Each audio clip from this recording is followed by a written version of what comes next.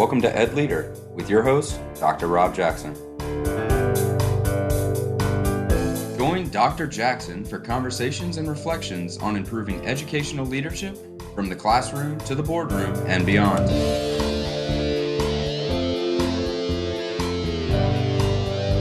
Educational leadership is an ever-evolving opportunity to make a real and lasting difference in the lives of students, parents, and the community.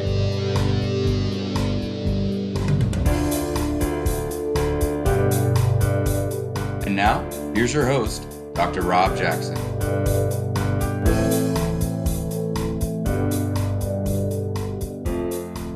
Hi friends, welcome to the 9th episode of EdLeader. I'm your host, Rob Jackson, and I want to thank you for spending time with me today. As we have new listeners finding us each week, I'd like to remind you that you can listen to past episodes and the conversations we have had with amazing EdLeaders by subscribing to the podcast on your favorite podcast player or by going directly to drrobjackson.com, where you'll also find show notes for each episode. We have a great show today. Let's get to it.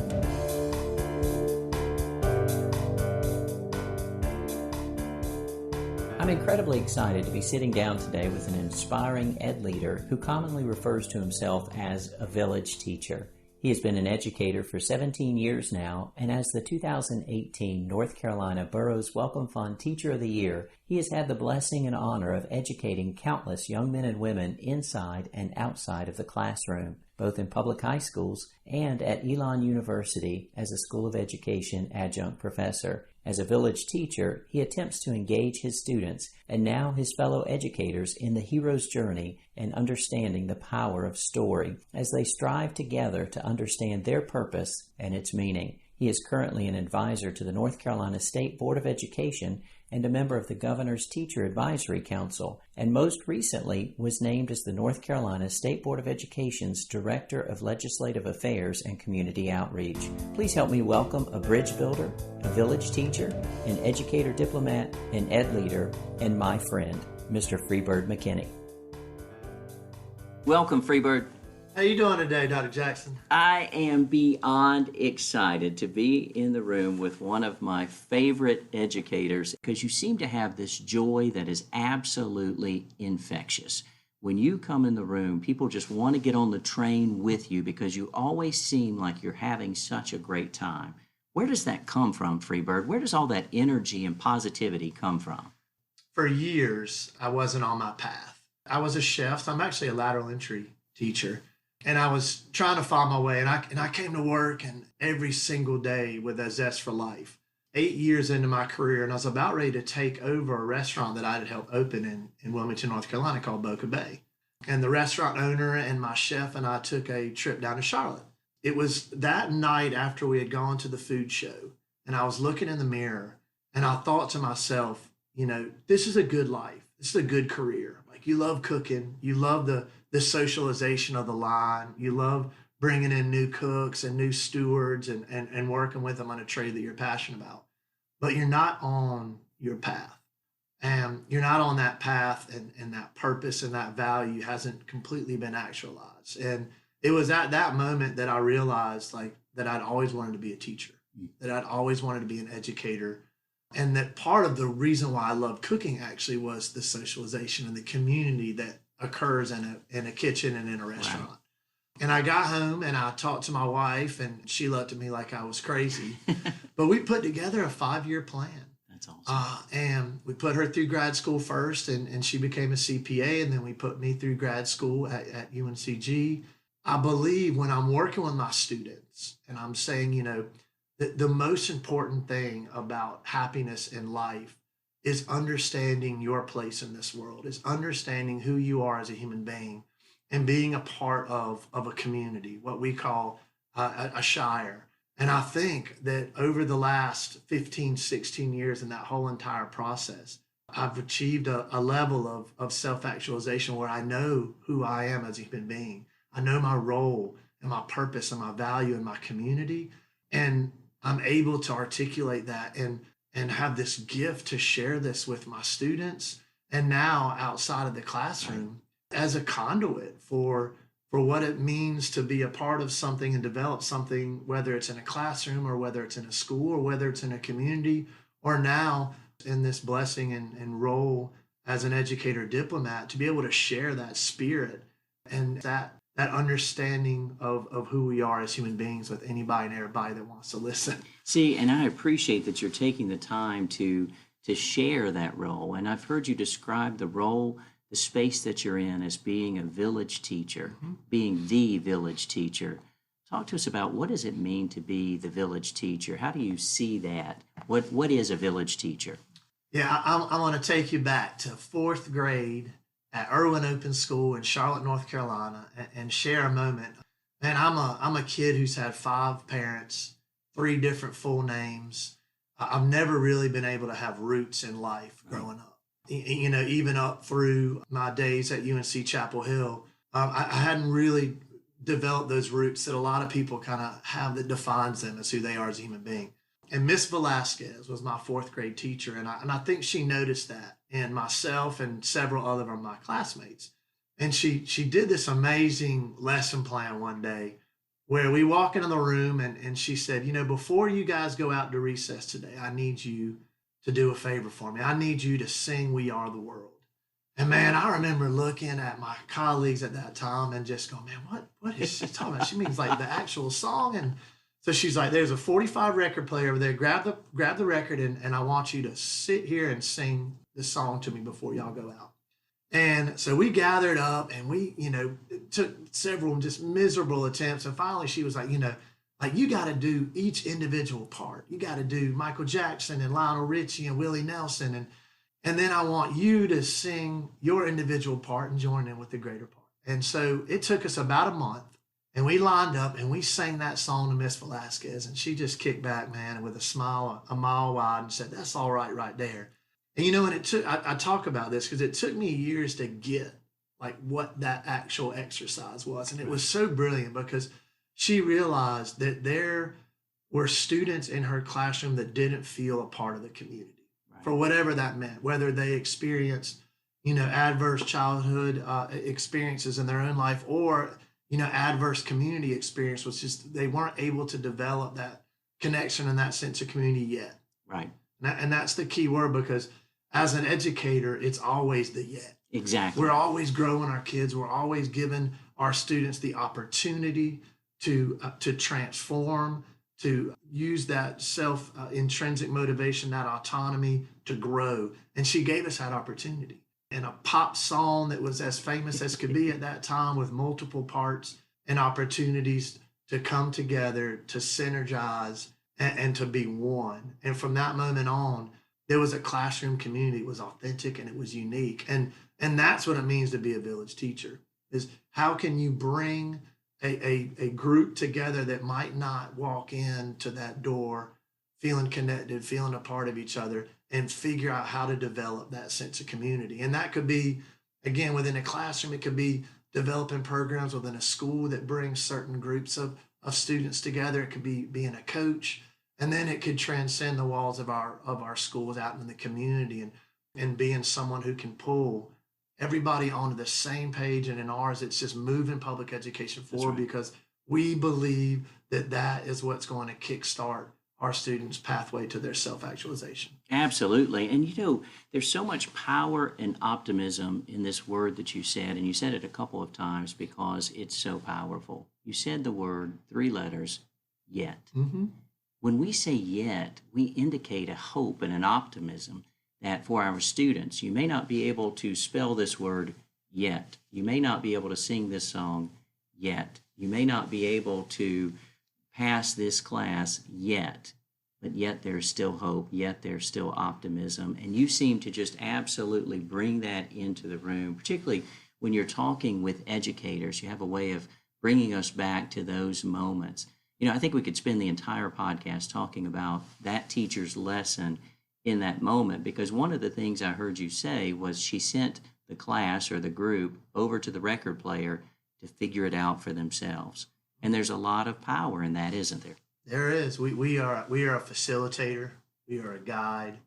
We are mentors. And that's the key to the village teacher, is that it's this old concept that, you know, there was an old man or an old woman who just stayed behind in the village while the parents were out farming. And there wasn't a traditional, classroom. It was being a teacher of life, and it was providing the most opportune situation to learn. But ultimately, it's allowing our students to figure it out for themselves, to figure out what drives them, to figure out what their passions are, to allow them opportunities to look and to use that will and that drive and that desire, whether that's a career pathway, whether that's a subject, whether that's in building relationships, or just simply understanding who you are in this great, big, beautiful world, and going back to that idea of your place and your role and your purpose and your value. And that's who we are as educators. And I think that's the power of this profession, because it's not limited to just teachers in a classroom. That's right. It is every single human being that comes into contact with our students from the moment they leave their house. So that could be traditional family or non-traditional family. It could be that bus driver, that child nutrition director or worker. It could be our custodians. It could be our TAs. I mean, it is our administration. And then where we really try to build that bridge even further is out in the community. Every single one of us has a role in this process of allowing our students to figure out who they are in this big world. You're exactly right. And I really appreciate you mentioning those educators who may not have the title teacher, because they make such a difference in the lives of our children. In our school district, and perhaps yours as well, we have a senior walk. So our seniors get their cap and gown for the first time. They put it on, they jump on the bus, they go to the elementary schools and the middle school, and they march through the hallways. And there's hugs and laughter for their teachers. But every single year, what I've noticed is the biggest hugs, the biggest smiles, the most tears are always saved for the ladies and gentlemen who work in the cafeteria, who drive the buses, who clean the schools, because that relationship is so valuable. And we very much I appreciate you mentioning their role, because it is so very important. Yeah, I got that actually from my good friend and colleague, Julie Pittman. And we talk about the impact and the role of every single individual in a student's life. And I think in the honor and the blessing of being named the 2018 Burroughs Wellcome Fund North Carolina Teacher of the Year, the greatest gift in that experience was being a student. Right. And learning, and learning particularly from Julie and from other educators across the state, and their perspectives and the lenses about how they go about this craft and this profession and this passion and this calling. And to have the opportunity to be able to witness, their individual interactions with their students, but then, how their leadership roles within their schools, and those leadership roles and how they transcend the schools into the community. And just to learn from, educators like you, other educators across this state, whether they be principals and superintendents or advocacy groups, it was a learning experience. See, and I love that about you, Freebird, because you were named the State Teacher of the Year, and congratulations. Thank you extremely so much. Well deserved. Unbelievable honor. In that moment, you could have decided, here I am to share my story, to talk, and you approached it as, here I am, a learner to learn. And I think that adds this incredible amount of authenticity when you speak, because you really come across as someone who's here to learn with us, to learn from us. And by the way, here are some things that I've lived through in my experience and seen with my students, and here's what I witnessed on the other side of the state as I was traveling. As you've spent this time, from the moment you were named the North Carolina Teacher of the Year to this moment, what is it that you're seeing in public education? And what is it that you would say to EdLeaders, not only in our state, but really across the country and now internationally? We've been very blessed with the podcast. But what are you seeing, and what would you say to those leaders who are immersed in this work? And I think it goes back to constantly learning from others who have been able to transcend barriers and issues and build out the possibility of a model. And I go back to the word yet. Like, we are constantly growing, we are constantly learning, we are constantly trying to figure out ways to address the needs and the barriers that our students are facing on a day-to-day basis. But I have traveled around the state and built, with so many of my colleagues, this network. And, we use the word lighthouse is because we're trying to find individuals, we're trying to find leaders, we're trying to find schools that have taken something that might not be, the most beautiful thing, but have transcended. And I liken this to this idea of the educator diplomat, is we're constantly trying to build out and to make matches and to figure out, like, okay, this group, this individual, this teacher has figured out a way to conquer this issue. And it could be on a very small scale, or it could be, on a large scale.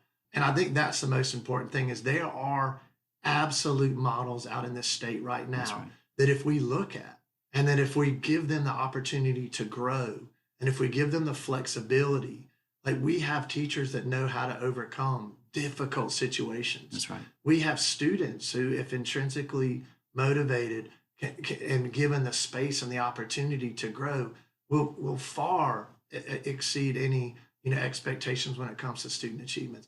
We've got leaders across the state that are so brilliant in ways to figure out how to serve their kids. If we give them opportunities and resources to do this, we've got district leaders who, again, if given flexibility, trusting in the practitioners who are on the ground on a day-to-day basis, listening to those voices and seeking advice. And I think a lot of times, when we're in leadership situations, we're given the power to make decisions, but we might not always have the experience to make the best decisions. So allowing the models that we're seeing around the state. And I think one of the most important parts that kind of a vast network of educators are working on right now is mapping these bright lights, mapping these lighthouse moments and programs and initiatives and activities that are doing this, so that when you are faced with something, like, look out and see if there's another group of individuals and educators that are facing this, and then seek that advice and listen to how they're overcoming these barriers, because they are out there. That has been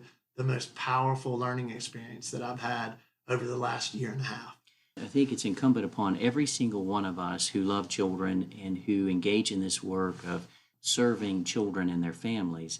We have to tell these stories. We have to tell the stories of the teacher who's doing an amazing job in the classroom, wherever they're located. We have to tell the stories of the schools that are overcoming the odds, of the districts that are doing more than might be expected. And in telling those stories, not only do we allow other educators, as you're sharing, to connect with them and learn from them, but we also, I think, increase the confidence in public education. Public education's been taking a beating for a number of years, and your speaking positivity into the air about the great things that are happening helps us push that back and really begin to ensure our parents have a good, full picture of the greatness and the great things that are happening in our public schools. And I want to add one more thing onto that. It's one of my favorite quotes is by Dr. Cornel West, and it is that education is soul crafting. That has always resonated with me, because I've had the honor and privilege to teach IB philosophy for years. And so much of the curriculum is really up to the teacher to devise. So we would do, entire units on happiness. We would study the Tao Te Ching and learn about, personal and societal balance. And as we kind of tackle what it means to be human, so much of what we're facing in public education could be redirected in how we're looking at some of these barriers and issues. And I love, as we look at providing just basic physiological needs, particularly in child nutrition, providing those communities within our classrooms that are safe and that develop that sense of belonging individually, but also as a collective unit. That's how we're going to propel our students to that level of self-actualization that we're all hoping that's going to then show in student achievement and in the school about accountability and the outcomes that we're seeing through testing and other methods. But really, it's about that soul crafting. It's about, providing resources, whether it's support staff that'll help our students, whether or not it's providing that breakfast to kickstart their day. It's those basic needs that really allow that next level of soul crafting to occur. Absolutely, and it absolutely is next level. Speaking of next level, Freebird, you are next level. You've got mail. Just when everything is going perfectly, someone makes a choice that lands squarely on your desk. What will you do, and how will you handle it? It's time to check the inbox. Oh, Freebird, there's the bell. That means that we have an inbox scenario for you. Now, this inbox scenario, Freebird, is right in your wheelhouse. I have heard you described as a bridge builder. Well, Mr. Bridge Builder, you've walked into a room of community members, not necessarily educators, and they're having a conversation about the place for public education and whether or not we need to continue to have public education going forward or if we should scrap the whole thing. You've just sat down and they've invited you into that conversation. What do you do and what do you say? Traveling around this last year and a half, it has completely cemented my belief that the educator is the true conduit for our students and our schools and greater society. I believe that the power of the educator who's growing, depending on how your schedule's set up, 90 students in a classroom to sometimes even 150 if you're on a 6-period schedule. Those are the future of our communities. They're the future of our workforce. They're the future of our society. And the power of the educator in that role has an unbelievable ability to influence, to grow, to develop, to facilitate, to guide, and to mentor these young students on their path to understanding who they are. So the power of education, the power of public education in North Carolina is the standard. It's the fundamental piece to making sure that we do have the society and the community that we want our own kids to grow up in and live in. And I think that's the power of the educator, in my opinion. So the more that we provide resources, the more that we provide the support for those educators in our classrooms, they're the conduit for those students and our community. And I want our educators to realize that if they're ever feeling like that they're not understanding that purpose or their role or that value in their current position, to always look to that educator who inspired them, who was your Miss Velasquez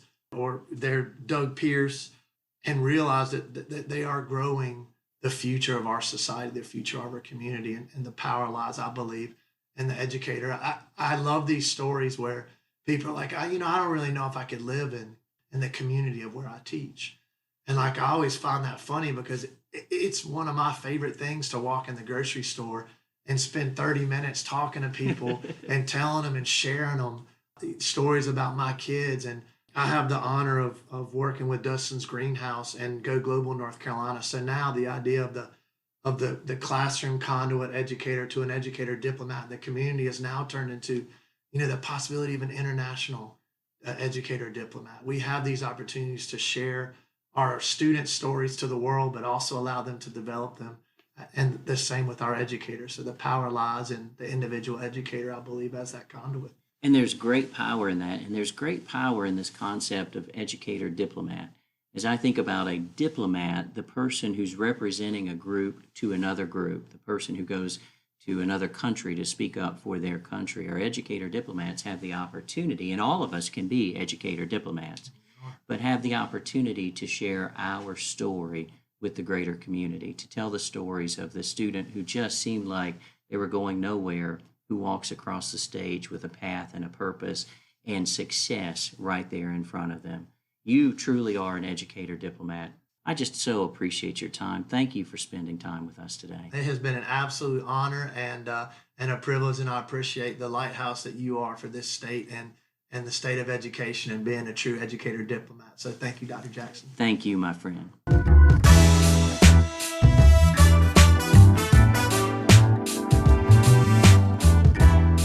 I hope that you enjoyed our time together with Mr. Freebird McKinney. I'm guessing that his passion and contagious joy was evident as you listened to our conversation.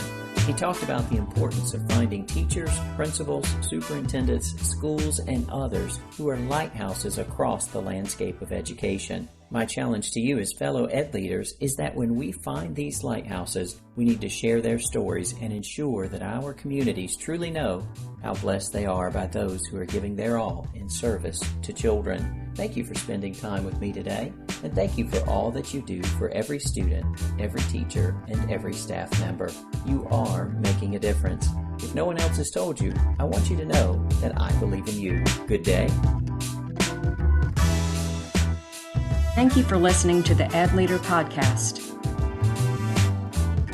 Please subscribe to the podcast and consider leaving a review with 5 stars on Apple Podcasts so that we may continue to grow the EdLeader community. We hope that you have enjoyed your time with Dr. Jackson. Until next time.